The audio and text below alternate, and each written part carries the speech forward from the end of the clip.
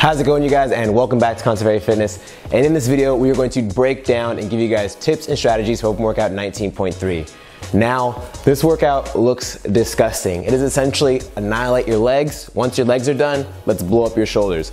It is a 10-minute time cap, so it's short and sweet. Even when I saw Lauren Fisher and Alessandra Pacelli do it during the live announcement, they weren't able to finish it. So I don't expect a lot of people to finish it, maybe a few really good ones that are really good at moving a lighter weight, and especially if you can crush the handstand push-ups at 50 strict isn't a big number for you, you're gonna get really far in this workout. But if it's not, that's all right. We're gonna give you guys some tips to help maximize how well you can do. These tips are also gonna apply even if you are doing the scaled version. So whether you're doing a modified version of the step-ups or the lunges, maybe you're doing a modified version for the handstand push-ups or the wall walks, or if you're doing bear crawls that are handstand walks, we're gonna give you guys different tips that you can apply to any type of scaled version that you're doing of the workout, if you're doing masters, teens, whatever. So real quick, before we get into the normal mobility warm-up and all that kind of stuff, I wanna give you guys some quick tips that I noticed for movements that need to be hit in order for the reps to count. So the first one is starting before the line and ending past the line with the lunges and the handstand walks. So what I mean by that is, I'm gonna try to draw a little diagram.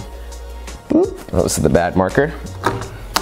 So this is my little box with my 5-foot increments. For the handstand walks and lunges, it can't be further than 5-foot increments of 25 feet total. So you can't set it up to where you're doing like a 100-foot lunge straight. It has to be every 25 feet you are switching back and forth, something to keep in mind. For the lunges, let's say you are starting your lunges and you're midway through and you're like, man, I can't make it to the whole 25-foot mark. I'm gonna rest early. Make sure you go past the line. So if you're right here, boom, and you finish there, you have to go back to this line right here. So if you're gonna do that, make sure you finish right past this line. So you are, try to use my left hand. So if you're right there, all you have to do is move back a half step and then start back at that line, if that makes sense. So make sure you, whenever you stop, just finish at a line. So that way, once you finish at that line, you can just take a step back and that's where you're gonna start off again. But make sure, of course, if you're doing the 25-foot increments, go all the way to the very end, both feet pass before you set the dumbbell down or you switch arms. Now, another quick tip is for the, make sure for the box step-ups that your free hand is not touching anything. So you only have to have one hand on the dumbbell. I saw Lauren, she had the dumbbell resting on her shoulder like this and was just holding the head of the dumbbell. Normally in years past that wouldn't count for lunges, but that counts today. So you can have the dumbbell however you want on your body, have one hand touching it, it's good to go. Just make sure your free hand is not pressing off of your thigh as you're stepping up. Make sure it's not touching the box to help you get up. The free hand has to be off to the side, not doing anything. Now, the other one, palms inside the box. So now for the handstand push-up standard, they finally went to a normal standard that's not dumb and that's not based off of your anatomy and punishes certain people for no reason. Now the standard is, I'm gonna redraw it up here. You get a 2-foot deep box with a 3-foot wide box. So you get to tape where you're gonna do your handstand push-ups. It needs to be 2 feet away from the wall and then 3 feet wide, and your hands have to be inside of that box. But all that really matters is that the palm is inside the box. So if you were to have your fingers out past it, that is perfectly fine, as long as none of your palm is on the line or past it. But I highly recommend maximizing that and then trying to get maybe just your fingertips on the line, but be cautious that you're not getting your palm on there. But I recommend maximizing that distance because the wider you go with your hands, the easier it's gonna make it. So if you've been a good athlete all year round and you've been keeping a really tight handstand push-ups to maximize your height because you thought they're gonna have the old standard, you're gonna get rewarded today because now you get to reap your benefits from all those close grip handstand push-ups and crush it with the wider ones. If you've bent wide, well, good for you, the old standard's back.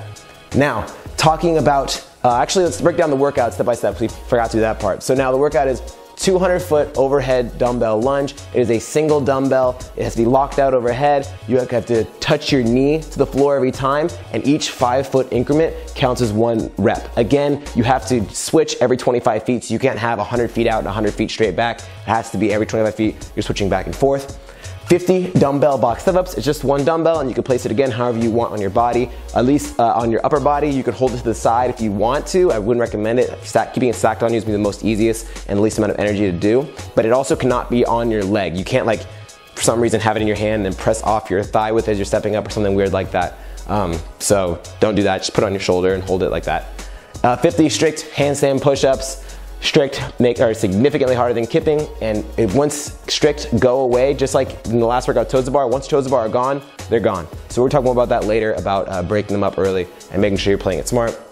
And then a 200-foot handstand walk. Again, the ladies in the live announcement weren't able to finish it, so keep that in mind. It is gonna be a tough one.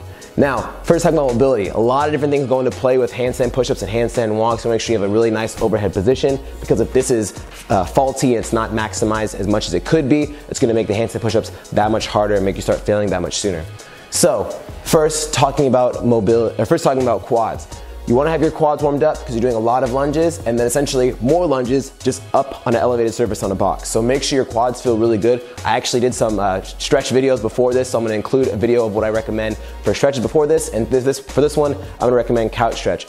Really simple, really effective. Do a minute or two each side, get your quads really opened up and allow for maximum blood flow. Next is focusing on the T-spine. If you have really tight upper back and you're really hunched over, it's hard for you to get your hands over your head, which you need to be really efficient at for 3 of the 4 movements today. So I recommend a T-spine twist. Again, it's a super simple movement that you can do. Get in a quadruped position, so on all fours, put your hand on the back of your head and twist open. Next, focusing on the shoulders. Super simple, banded shoulder stretch. Place the band behind you, open up and twist at your shoulder joint so you get a big stretch in your shoulder and your pec. Next, pigeon. If your glutes get really tight, pigeon stretch is a really good one because we're doing a lot of lunges and a lot of step-ups. Glutes are probably gonna be feeling it. Make sure the glutes feel nice and warm. Lastly, forearms.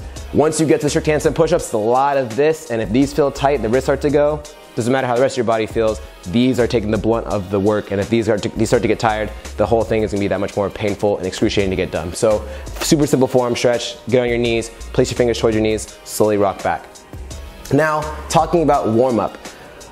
It's only a 10-minute workout, and it's gonna be a 10-minute workout for 99% of all of us, so I recommend getting pretty warm beforehand and feel like you're able to push yourself at an 80 to 90% effort throughout this workout for a whole 10 minutes. So I first recommend 5 minutes on a bike. I picked the bike because the bike's really good at warming up your legs, especially your quads. If you've done the bike, you already know that. So 5 minutes steady bike, pushing at an uncomfortable pace. About 70 to 80% effort here. You should be breathing pretty hard, should be perspiring. Make sure your body feels really warm. After that, you're gonna do 2 rounds, a 50-foot lunge, 25 foot with one arm, 25 foot the other arm, not necessarily saying you have to switch every 25 feet during the workout. Just make sure both arms feel good. Don't just favor one side, because when that side goes and all you have is your weaker side available, you'll make sure that side is ready to take some work as well. After that, 10 step-ups with your dumbbell. Use this time to practice which dumbbell or which position you wanna use for your dumbbell, which works for you.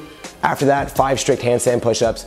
Make sure they feel good. Practice kicking up and then where you're gonna place your hands, how wide you wanna go, how close you wanna be to the wall. Make sure everything is set up around you so nothing's in the way. You're gonna kick like the rig, or you're gonna kick a set of rings. Make sure everything is laid out, laid out how you want it to be.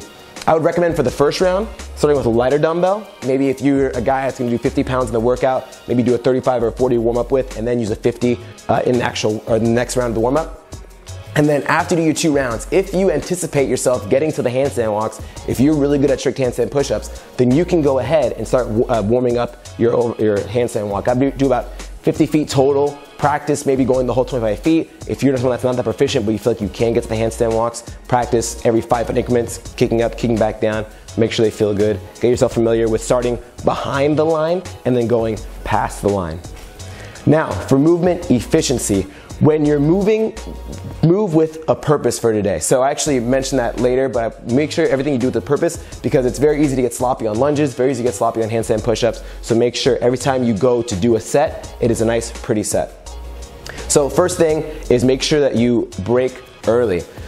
A lot of people, when they start to move too much, when they start to get tired, they start to fall around and everything starts to crumble on them. Make sure you are moving with a purpose. You are not just coming, you're like, okay, you know, I have 50 more feet left on these dumbbell lunges. I'm gonna hold on to that dumbbell. I'm not gonna set it down so I can get this over with. It might not be worth it. It's gonna get you more tired for the lunge, for the box step-ups. You might risk the chance of getting no rep. So I recommend breaking early on the lunges, on the step ups if you need to. Definitely break early on the handstand push-ups. Break if you need to on the handstand walks. Now, next, controlling your lunge. This one is very crucial, especially when you're overhead lunges. If you start to get if your core starts to get tired, shoulders start to get tired, you're just breathing hard, it's very easy for you to start wobbling, especially if that dumbbell wants to go wherever it wants to go. Stay tight. If you need to rest, rest. And if you blow yourself up, this workout's all for nothing. Next, controlling your, yeah, I already said that. Yeah, control your lunge. I had a brain fart. Maximize your hands. We mentioned this earlier. Practice going with that wider hand position during the warm-up because, again, if you're normally a pretty tight handstand push-upper, good, you're building that shoulder strength up, but if you want to go wider because it's make it that much easier for you and it's going to make the distance that much shorter, which is going to make a huge difference come 50 strict handstand push-ups. Next, talking about mental game. Make sure that you are staying fresh. Break them up as much as you need to. Don't try to be a hero and again, try to finish your lunges super early. Don't try to do a max effort set on your first set of the handstand push-ups. If you're, let's say your max strict handstand push-ups is 10. Don't try to hit 8. Go for a set of 3, a set of 4, come down, shake it out, do another set of 3 or 4. As soon as you start to feel yourself fatigue, break it down to smaller sets. There's no worse feeling than getting no reps. You don't want to lay on your neck and jack up your neck. You don't want to just do a bunch of half reps and then have to come back down. Make sure you are not, like I mentioned earlier, no reps are the worst things you possibly do in the open, so don't risk that chance. Break them up a lot. Lastly, move with a purpose. I said it earlier, but I had this one in my head the whole entire time of this workout. I can see people trying to do stuff that they're not used to doing. They're gonna try to do a 200-foot lunge unbroken because they saw Lauren Fisher do it. They're gonna try to do all step overs without stopping and just blow themselves up. Know yourself. Move with a purpose. Every time you pick up the dumbbell, every time you pick up for a handstand push-up, move with flawless technique from the get-go and don't let yourself get sloppy. So that's gonna save energy and allow you to get more reps down the road. If you're kind of just rushing the handstand push-ups, again, you risk a chance of no reps. Maybe you're just blowing up your shoulders for no reason. Play it smart. Make sure everything looks nice and pretty from the get-go. So this technique or this strategy video today was pretty simple. I really just wanted to make sure that we're talking about some of those movement standards because it's a lot of new movements that we might have not seen before that have new standards this year. We have a lot of different things I want you guys to make sure you're warming up because there's a lot of different things going on. And then movement efficiency, break it up early, move with a purpose, and make sure everything is under control. If you guys have any questions or comments on 19.3, make sure you leave them down below in the comment section. We'll get right back to you guys before you do the workout. Usually you're pretty quick with our responses. If you guys enjoyed this video, make sure to hit the like button, subscribe for plenty more, and we'll see you guys next time.